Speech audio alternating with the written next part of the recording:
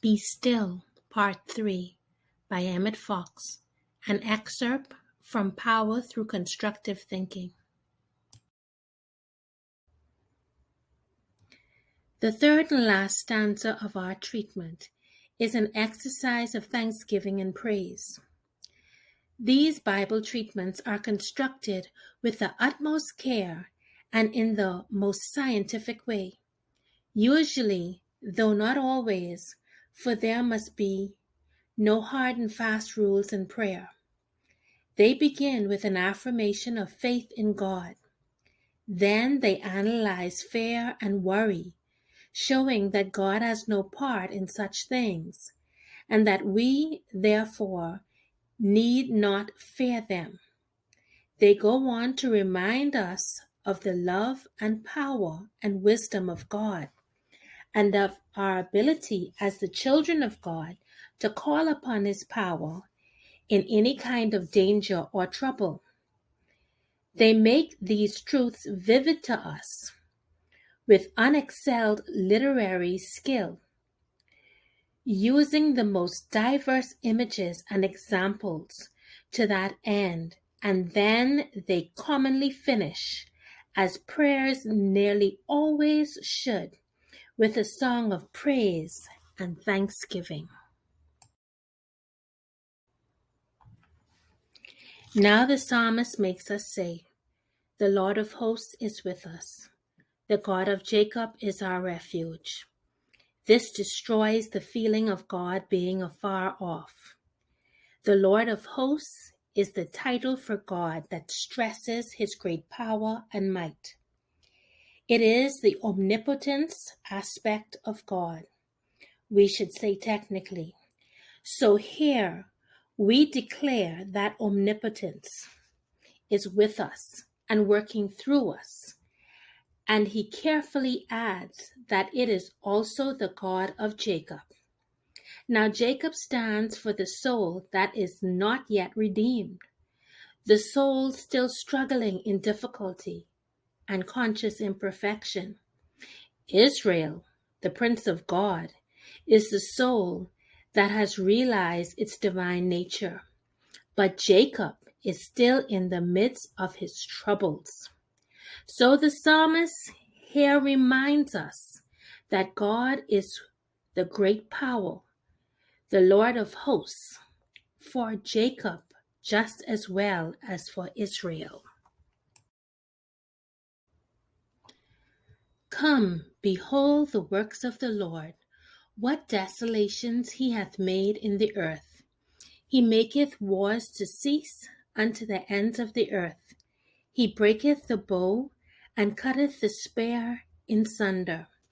He burneth the chariot in the fire. Here he continues with thanksgiving, saying, in effect, let us consider the power and the glory of this God who is always with us. How his action in prayer transforms our conditions and makes desolate or destroys our troubles and worries. How he makes the wars a splendid name for that worrying and stewing in misery that blights the lives of so many people, to cease in every part of our consciousness.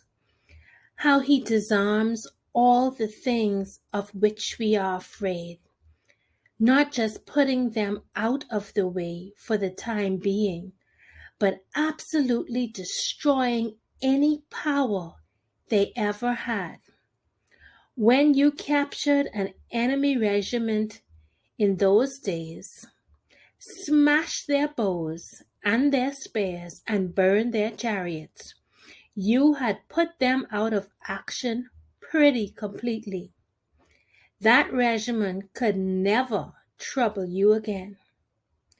Be still and know that I am God.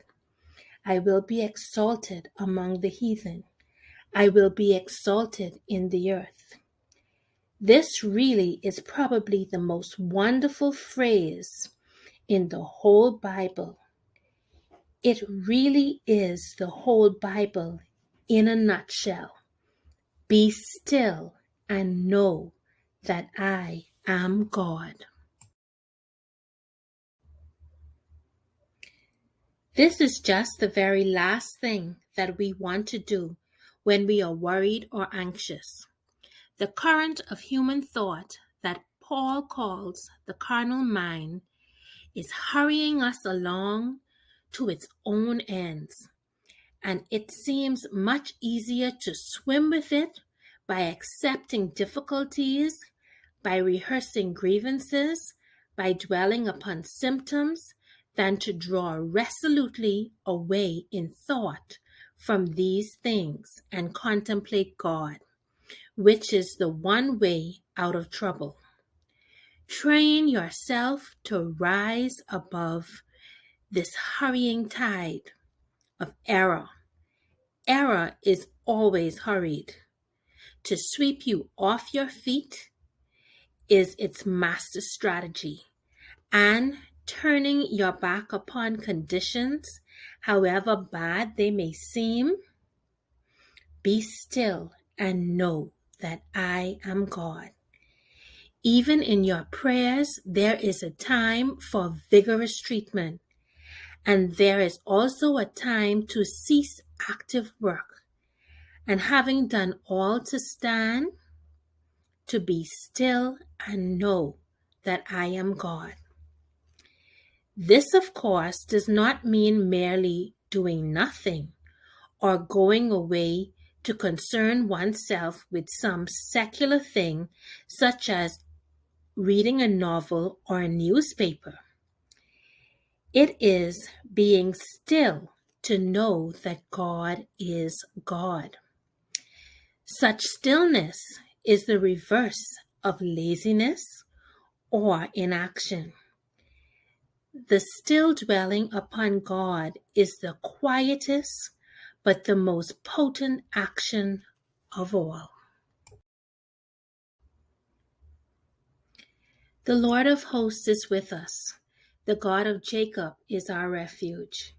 Here again, metrical symmetry obliges the poet to close his wonderful poem with a repetition of the general theme. Spiritually, too, it is a most powerful and effective ending to our prayer. The God of power, who helps weak and frail mortals in the day of trouble, is working through us, and so all will be well.